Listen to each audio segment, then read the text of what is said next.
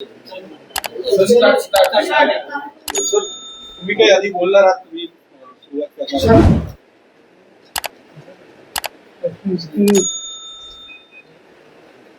अजून देशामध्ये जे दोन दिवस एक प्रकारचे अस्वस्थ प्रधानमंत्र्यांनी एक आव्हान केलं. त्याची चर्चा सर्वत्र होते. जे काही प्रधानमंत्र्यांनी सांगितलं त्याची नोंद ती सगळ्यांनी घेतली पाहिजे. मी प्रधानमंत्र्यांचं स्टेटमेंट झाल्यानंतर मी विनंती केली की प्रश्न गंभीर आहे, किती गंभीर आहे आणि अशा वेळेला देशाच्या सगळ्या पक्षाच्या नेत्यांची बैठक ही अनेक आपण जायचं असता तर दिल्लीला बोलवतो तशी बोलवावी आणि त्याला प्रधानमंत्र्यांनी स्वतः हजर राहावं. पण याच्या आधी गेली 3-4 वर्षात सर्व पक्ष बैठका या झाल्या, पण त्याच्या एकाही बैठकीला प्रधानमंत्री नसते. कधी राजनाथ सिंग होते, कधी आणखी कोणी. पण एकंदर अर्थव्यवस्थेवर किती गंभीरपणा होईल ते जे मुख्यमंत्री प्रधानमंत्री सांगायचा प्रयत्न करतायत त्याची तितक्याच गांभीर्यानं सगळ्यांनी मिळून घ्यावी. त्यासाठी त्यांची उपस्थिती ही अत्यंत महत्त्वाची. आज मी सकाळपासून त्या संधीमुळे त्यावेळेला टेलिव्हिजनवर बघतोय की मोटरसायकलवर जातोय. भयंकर आहे. मी चालत जातोय आमच्या ऑफिसला. एकाने तर जाहीर केलं की मी वरती आहे, माझ्या गाड्या मी कमी केल्या. तर 17 होत्या, आता 17 होणं आणि 8 वर गेलं. मला असं धक्काच होता की 17 गाड्या यापूर्वी कशासाठी होत्या ठिकाणी कमी, आणि कमी केल्याच्या नंतर त्या 8 वर आणल्या. तिचा अर्थ या सगळ्या बघण्याचा दृष्टिकोन हा अधिक चांगले असला पाहिजे हे याच्यामधून स्पष्ट होतं. तरी अशी स्थिती या देशात झाली नाही असं नव्हतं. पण ठीक आहे, त्याच्या अनिश्चिततेने एकंदर देशाच्या अर्थव्यवस्थेत आणखी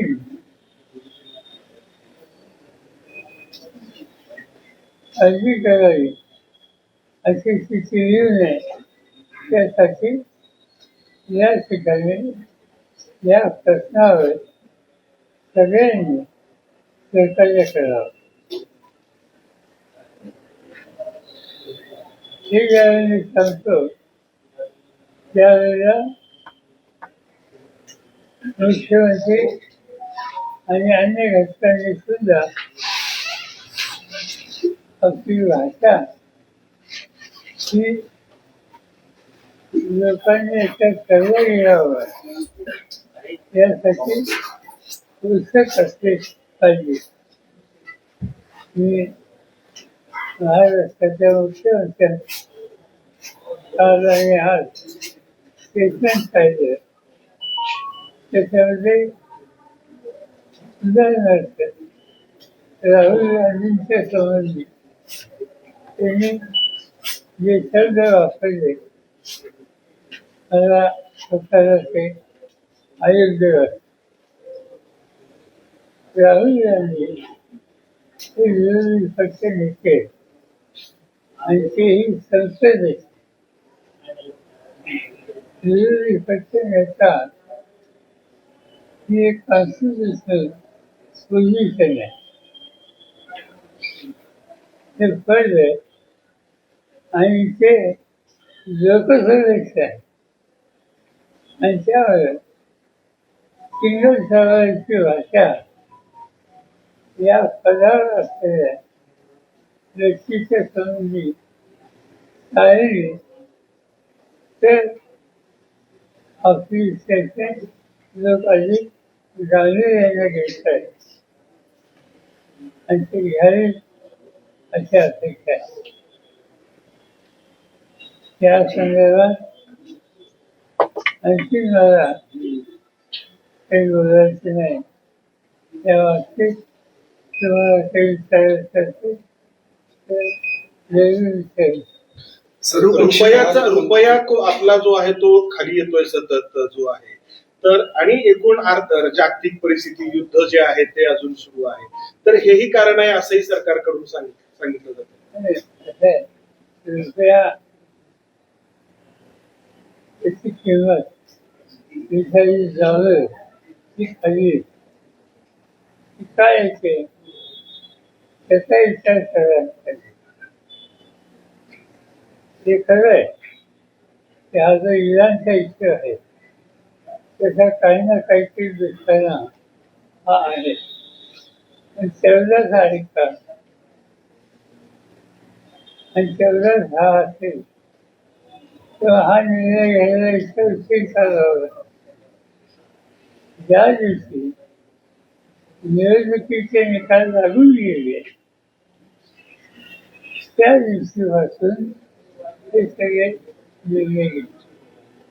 निवडणुकीच्या प्रक्रिया चालू होती त्या काळात ते गांभीर्य देशाच्या नेतृत्वाला आलं नसतं. त्या सर्व निवडणुकीच्या काळामध्ये कधीही या पद्धतीची जनतेमध्ये जागृती करावी हा विचार आला नाही. इनफॅक्ट काल स्वतःला ते बघत होतं की सोमनाथाचं मंदिर त्या सोमनाथाच्या मंदिराला 75 वर्ष लागली म्हणून प्रधानमंत्री तिथे गेले त्याच्याकडे काही तक्रार करायचं कारण नाही. पण ते मंदिराचे तिथं वस्तू आणि 6 विमान वरून जाऊन त्या कार्यक्रमात सहभागी झालेली म्हणजे पेट्रोलियम प्रॉडक्ट त्याच्या वास्तविक किमती या संबंधीचं स्टेटमेंट करायच्या आधी 6 विमानं होती ती त्या ठिकाणी घेऊन त्या संबंधीची त्याची जी काही झीज असते ती दाखवण्याचा प्रयत्न केला. आणि एवढंच सांगायचं आहे की प्रश्न परिस्थिती गंभीर आहे ती गांभीर्य सगळ्या पातळीवर दाखवली पाहिजे. पंतप्रधान म्हणतात की सोनं खरेदी करू नका, परदेश प्रवास टाळा. याचा परिणाम हे एक शक्य आहे का आणि याचा परिणाम आपल्या अर्थव्यवस्थेवरती काय होऊ शकतो? असं आहे की तुम्ही करू नका हे सांगण्या त्या स्थितीत त्याचा अर्थ एकच आहे की आपल्या करन्सीची जी व्हॅल्यू आहे ती नसून द्यायची नाही हा त्याचा अर्थ आहे. आणि तो हा चुकीचा आहे असं मी म्हणत नाही. एका बाजूने आपण हे म्हणायचं आणि दुसऱ्या बाजूने खर्च कमी करायला इतर अनेक गोष्टी आहेत की त्याच्या प्रशासनामध्ये त्याचं दुर्लक्ष करायचं. या दोन्ही गोष्टी परस्पर विरोधी आहेत. साहेब येत्या काही काळामध्ये आर्थिक आणीबाणी येऊ शकते का आपल्या देशामध्ये, एकूणच महामंदी किंवा आर्थिक टंचाई, इंधन टंचाई? असं आहे की मला स्वतःला असं वाटतं की काय आल्यानंतर देशातल्या नागरिकांनी त्याचं गांभीर्य ओळखलं आणि त्याच्यामध्ये लोकांचे सरकारचे राहील त्याच्याची सुसंगत भूमिका आणि त्याच्यात सातत्य हे राज्य आणि केंद्र सरकारमधल्या सगळ्या घटकांनी ठेवले तर एक्स्ट्रीम फंक्शन होईल हे जी चिंता आहे कदाचित ती वेळ येणार नाही पण त्याची काळजी घेतली पाहिजे. तुम्ही पंतप्रधानांच्या आव्हानाला प्रतिसाद देणार आहात का? देणार असाल तर तो कसा? कारण असं दिसतंय राज्यभरातल्या सगळ्या नेत्यांनी त्यांच्या गाड्या बदलल्या, कोणी इलेक्ट्रिक वापरते, कोणी टू व्हीलरवर जाते, तुम्ही म्हटलं तसं कोणी पायी जाते. तर हे केवळ प्रसिद्धीपुरतं आहे की यांना खरंच काही फरक पडतो आणि तुम्ही तसं काही करणार आहात का? माहिती नाही का ते किती वेळ शिकवणार आणि ते सिंबॉलिक एक दिवसासाठी 2 दिवसासाठी असेल तर काही फरक पडणार होता. खरंच करणार म्हणजे आता आज मी पाहिलं देवेंद्र फडणवीस मंत्रालयामध्ये मोटरसायकलवर आले उद्यापासून मंत्रालयामध्ये मोटरसायकलवरून झाले म्हणजे अधिक जबाबदारी गेली. प्रश्न राहिला माझ्याकडे मला जी काय जगा इंग्रजीमध्ये सेल्फ परसेप्शन म्हणतात त्याचा अभ्यास आम्ही करत नाही. इंटिग्रेट रिक्वायरमेंट आणि ते लक्षात घेऊन त्यांनी मला जे काही सर्वस्वची माझी व्यवस्था केली त्याच्यामध्ये मला कळवलं होतं की तुम्ही विवेकपूर गाडी ही वापरली पाहिजे आणि विवेकपूर गाडी मला पाठवली, मुंबईला पाठवली, दिल्लीला पाठवली, इथं पाठवली आणि त्यांना विनंती केली मला आवश्यकता नाही आहे आणि गेले 4 वर्ष ती गाडी येत होती मी पाठवत होतो. आता ती पाठवत नाही आहे त्यामुळे ती कमी करावी हे सांगितलं. अशा परिस्थितीत माझ्याकडे माझी स्वतःची गाडी भगवंती नाही. त्याच्या पुढे रस्ता दाखवणारी गाडी आणि माझं एक गाडी त्याच्यामध्ये तिथल्या गृह विभागाचे लोक आणि माझा पर्सनल स्टाफ त्यापैकी असे साधारणतः 2 ते 3 वाहनं ही माझ्याकडे असतात. यापूर्वी ती 4 होती म्हणजे ती जागा होती पण ही 4 मी करून त्याला जवळपास 3-4 वर्ष झाली आणि आता आणखीन त्याच्यात बदल करावा ही विनंती मी त्यांना केली. आजच त्यांचं त्यांचं उत्तर आले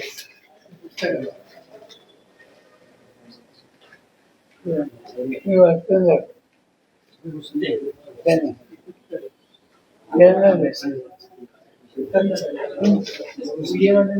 वाचा. सर्व पीएस करिता एक सूचना आहे की सध्या माननीय पंतप्रधान साहेबांनी इंधन बचतीकरिता त्यांचा ताफा कमी केला आहे. त्या अनुषंगाने बरेच VIP आपल्या वाहनांचा ताफा कमी करण्याची शक्यता आहे. त्यामुळे वाहन ताफा कमी करताना किंवा तशी परिस्थिती निर्माण झाल्यास VIPच्या सुरक्षेमध्ये कोणतीही तडजोड होणार नाही व आपली उपस्थिती कमी होणार नाही याची काळजी घ्या. तुम्ही तर विशेष सुरक्षा विभाग म्हणून विशेष सुरक्षा विभाग मुंबई तुम्ही माझ्या कर्तव्याने कळलं तरी याच्या बाहेर आम्ही गेलेलो नाही. आम्ही जातोय त्याच्यावरती तुम्ही आम्हाला त्यांचं मत कसं त्या ठिकाणी कळवलं. सर तुम्ही म्हटलात की सर्वपक्षीय बैठक बोलवावी आणि त्याला मोदींनी यावं. मोदी थेट लोकांशी बोलतात मात्र सर्वपक्षीय बैठकीला येत नाही. याचा काय परिणाम होतो एकूण निर्णय प्रक्रियेवर? ती आहे पार्लमेंटमध्ये सुद्धा उपस्थिती म्हणजे विश्वासाचा ठराव अविश्वासाचा ठराव राष्ट्रपतींचे अभिभाषण असे 2-3 ऑक्सिजन ठेवले ते अर्थ कधी येत नाही. मागच्या 7 केसेस झाले राज्यसभेत एक दिवस आहे असं आम्हाला पाहायला मिळालं. त्यामुळे साहजिक देशाचा करू याची उपस्थिती ही राहिली आणि त्यांच्या सर्व डिस्कशन झालं आणि अन्य घटकांची काय महत्वाची त्यांच्या चर्चा झाली तर त्याचे गांधी सरकारने घेतलं असं म्हणता येईल.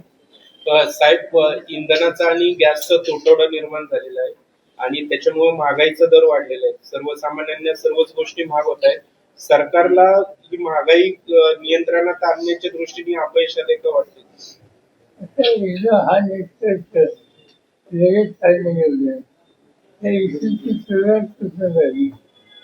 त्या इशूची सुरुवात झाली इराण आणि तिसऱ्याचं आणि विशेषतः लेबनॉनवर अजूनही अटॅक जे चालू आहे त्या सगळ्यावर त्या भागात एक प्रकारचं शिक्षेचं वातावरण आहे.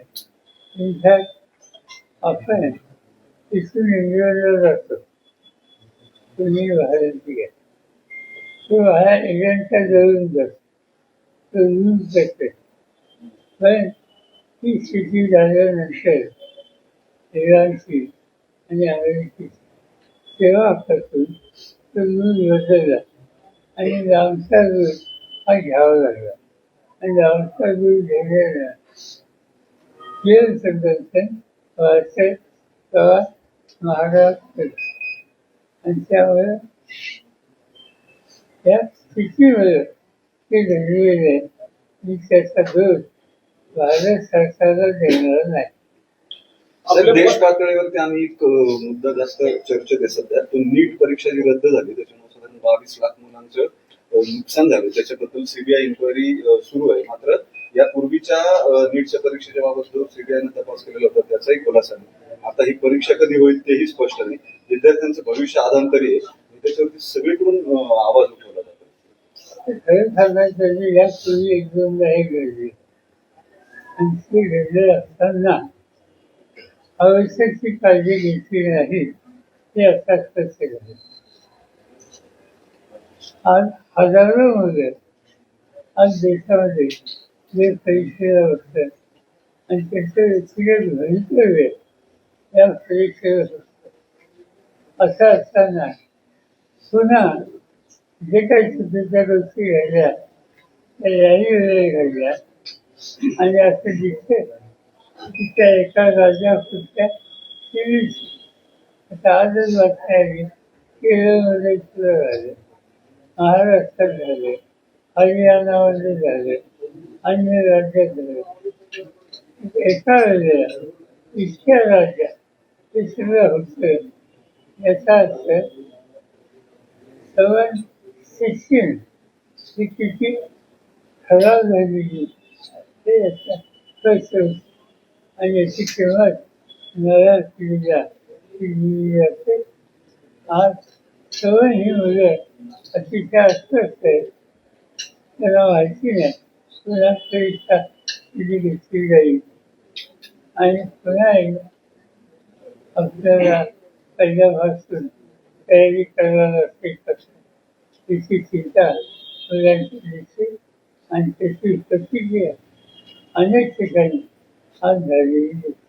पश्चिम बंगाल आणि तामिळनाडूचा निकाल लागल्यानंतर इंडिया आघाडीवर त्याचा कुठला परिणाम झाला असं वाटतंय तुम्हाला? ज्या पद्धतीने म्हणजे हे खरं आहे व्यक्तिगत माझं आम्ही सगळेजण असोसिएशन करतो तामिळनाडूमध्ये असं होईल असं मला सगळ्यात नव्हतं. केरळमध्ये असा निकाल येईल असं वाटतं, पण काही ठिकाणी ते निकाल विशेषतः तामिळनाडू आणि वेगवेगळा हे अर्जिकर आहेत अशा प्रकारचे आहे. इंडिया आघाडीमध्ये ती चर्चा आहे, पण ही चर्चा टेलिफोनवर कधीतरी या आठवड्यात आपण बसावं असं मत अनेकांनी कळवलेलं आहे. काही ठिकाणी नाराजी सुद्धा आहे.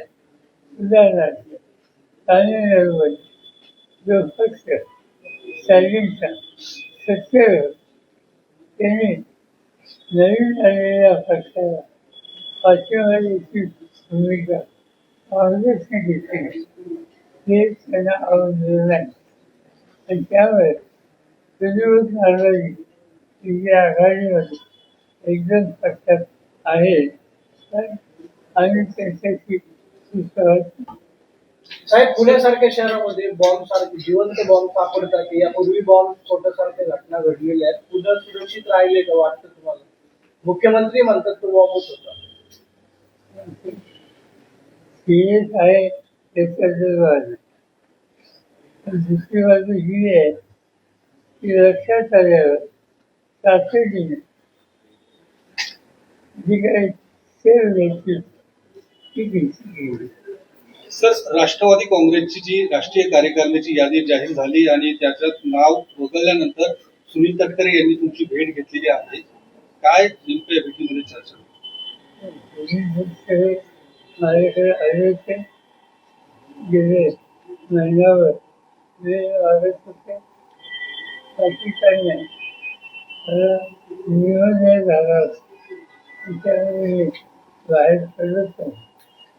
त्यासाठी भेटायला मी वेळ मागितली होती आणि गेले ते आले 10 मिनिटं चकचकी करून गेली, पण त्याची त्यांच्या युतीला तुम्ही लोकांनी अतिशय गांभीर्याने घेतली.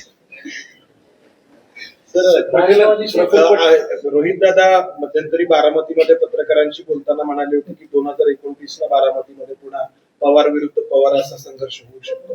खास करून जय पवार जेव्हा म्हणाले की आगामी विधानसभा मी लढवावी अशी कार्यकर्त्यांची इच्छा आहे. ते करा आपलं मत आणि आपला निर्णय हा घ्यायचा अधिकार. तुम्ही काही या सगळ्या तुम्ही एकत्र सगळ्यांना बोलवलं होतं, काही सल्ला दिला? चर्चा झाली कशी काळजी घ्यावी सगळ्यांनी, त्याच्यात एकमत झालं त्याच्या निर्णय झाला. पवार प्रफुल्ल पटेलांचं नाव कार्यकारिणीतनं काढलंय, त्याच्यामुळे एक गट अस्वस्थाने एक त्याच वेळेला पार्थ पवार आणि जय पवार यांना राष्ट्रीय कार्यकारिणीमध्ये घेतले.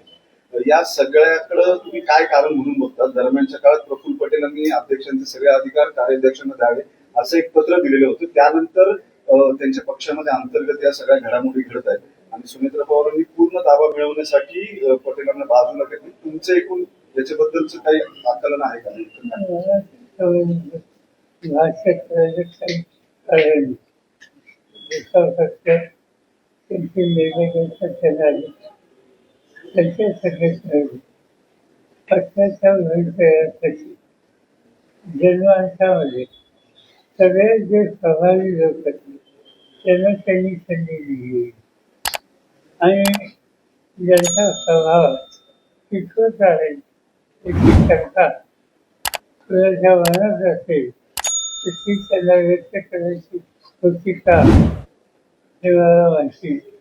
मला हे माहिती आहे गोकुळ सुटेल ते कष्ट घेईल. आज आमच्या वेळ नाही विकत नव्हते पण गेले 25-30 वर्ष आजून गोकुळ सुटेल 2003 पासून माझा वेळ होता आणि शेतकरी हे जिल्ह्यात नेते होते, राज्यात होते, राज्याचे फायनान्स मिनिस्टर होते, पक्षाचे अध्यक्ष होते. त्यामुळे त्याच्यामध्ये काय कर्तृत्व आहे याची कल्पना मला आहे. पण ते ज्या संघटनेत आहेत त्याच्यामध्ये कुणाचा किती आणि कसा पुस्तक करून घ्यायचा त्याचा निर्णय घ्यायचा अधिकार आहे. त्या संघटनेचा नेतृत्वाचा तो अधिकार. एक चर्चा त्या अध्यक्षाने जसा असेल तसा निर्णय त्यांनी घेतला. या सगळ्यात एक चर्चा सुरू आहे की जशी एरवी सुद्धा असते या सगळ्या मागे तुमचा हात आहे किंवा तुम्ही याच्यात बऱ्यापैकी मार्गदर्शक आहात. पक्षावरचा ताबा जाऊ नये म्हणून कदाचित तुमच्याकडनं सल्ला घेतलेला असू शकतो. यात काही प्रत्येक अशा चर्चा आहेत. आणि त्याच्या पिढीने माझ्याशी बोलणी केली. नाही 22 आमदार भाजपच्या सरपंचाची अशी चर्चा सुरू आहे राष्ट्रवादीची.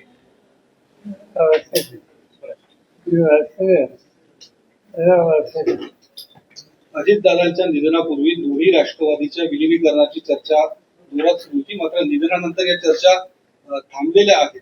आता पूर्णपणे या चर्चा थांबल्यात का? या पुढच्या काळात काही तसं चित्र आहे की विलिनीकरण होऊ शकतं? विलिनीकरणाची चर्चा अजितदादा असताना आमच्या वतीनं जयंत पाटील आणि दुसऱ्या बाजूला अजितदादा असं झालेलं. अजितदादांची इच्छा होती की आपण एकत्र यावं.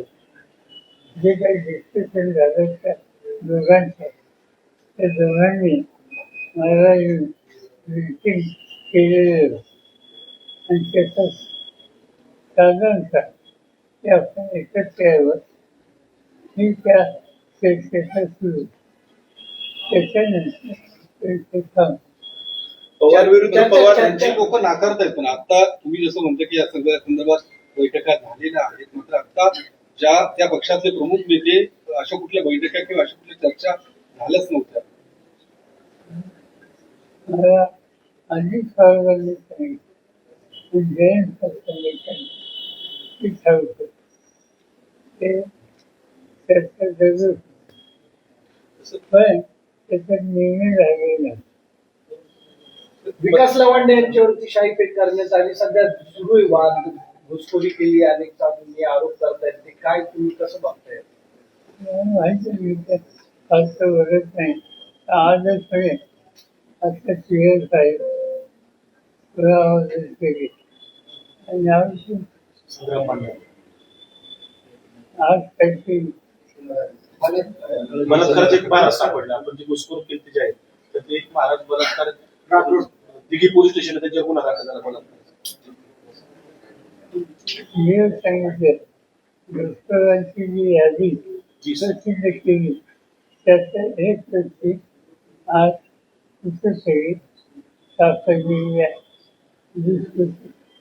त्याचा अर्थ त्या गोष्टी आता बाहेर मिळाल्या. आता ती त्याची मांडणी आणि त्याबद्दलची चिंता ही लवांनी व्यक्त केली. त्याचा हा परिणाम त्यांचा हल्ला म्हणजे वास्तविक संशोधन दुसऱ्याने महत्वाने हा गुन्हा समजून त्याच्यावर शारीरिक कला काही ब्लॅक ऑइल हे टाकणं आणि एवढंच नाही त्यांना हे सांगणं की सुरुवात आहे आणखी केली असं महाराष्ट्राचं गृहशास्त्र या शास्त्राचं ग्रामीण नाही बघितलं तर बसून आम्हाला निर्णय घ्यावे. अजून संरक्षण दिलं नाही आणि भाजपच्या आमदारांनी या गोष्टीचे समर्थन केले अशा हल्ल्यांचं. नितेश राणे किंवा संग्राम जगताप सारख्या लोकांनी समर्थन केले. मी काय असं महत्व देत सर साखर मध्यंतरी निर्यात थांबली आहे साहेब. साखर निर्यात जी होत होती ती थांबली मदत. नाही. हा असा निर्णय आहे. हा उल्लेख अतिशय काळजी घ्यावा. आज शेतीमालाच्या किमती घटायला उदाहरणार्थ कांदा. आता कांदा हा दुष्काळी भागातल्या शेतकऱ्यांचा अत्यंत महत्वाचा पीक आहे. लोकांना कांदे फेकून द्यावे, त्याला काळजी घ्यावी. इथपर्यंत लोक गेले त्याचा अर्थ त्यांना जास्त तुमच्या गावाची आणि उत्पादन खर्चाची किंमत मिळेल तेच कसं झाले. अशा वेळेला तुझा काही प्रश्न काल मला परवा राजू शेती भेटायला आणि त्यांनी ऊसाच्या किमती कशा घटत आहेत आणि ऊसापासून साखर केल्यानंतर त्या ऊस उत्पादकाला त्या ऊसाची जी किंमत आहे ती कशी मिळत नाही आणि मिळते ती कशी अवघड मिळते यासाठी अनेक कोकणातल्या प्रश्नाचं मी मांडून माझ्या समोर केली आणि पुन्हा एकदा आपण पुढच्या 18 दिवसांवर असं सुचवलं आणि जरूर बसू. पण एक गोष्ट स्पष्ट होतो की ऊसाची किंमत ही शेतकऱ्यावर साधारणतः कारखाने हे 100 दिवसापेक्षा जास्त दिवस चालले पाहिजे. खरं सांगायचं जे 5 ते 6 महिने चालले पाहिजे तरच एकूण त्याचा अर्थशास्त्र ते टिकून जातं. आता 300 दिवस 100 दिवस सुद्धा कारखाने चालवतात आणि त्याची कारणं त्याच्यामध्ये ऊसाचं उत्पादन हे एक आहे आणि मुख्यतः उत्पादकांना वेळेवर त्याची किंमत मिळते त्याचा परिणाम हा उद्याच्याला होईल आणि म्हणून तो परिणाम टाळायचा असेल तर उत्पादकाला चांगली किंमत देणे वेळेवर देणं याची आवश्यकता होती. याच्याऐवजी साखर निर्यात थांबवणं याचा अर्थ आणखी किमतीच्या पद्धतीत प्रश्न निर्माण करणं हे धोरण केंद्र सरकारने घेतलं आणि ते ऊस उत्पादकांच्या घातक आहे. महाराष्ट्र देशाच्या 2 नंबरचं साखरेचं उत्पादन करणारं राज्य आहे आणि त्यामुळे त्याचे दुष्परिणाम तिथे अधिक. युद्धामुळे फर्टिलायझर्सचा पण एक प्रॉब्लेम येतो. तुम्हाला येणाऱ्या काळात शेतीवर काही शेतीला खत उत्पादन सर्व प्रकारची या सगळ्या परिणाम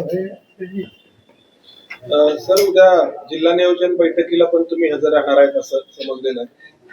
याचं जाईन अजेंडा बघणार अजेंडामध्ये सिरियस इथे असले तर जाईन सिरियस नसते जाणार. ऑनलाईन घेत आहेत बैठक ऑनलाईन असणार आहे या सगळ्या आव्हानानंतर. माहिती साहेब मिसिंग लिंकने प्रवास केला का? काही दिवस अंतर कमी सर सुप्रीम कोर्टामध्ये जी केस चालू आहे ती कुठपर्यंत आहे? काय स्टेज आहे पक्षाच्या महाराष्ट्रामध्ये? आणि गेल्या करणार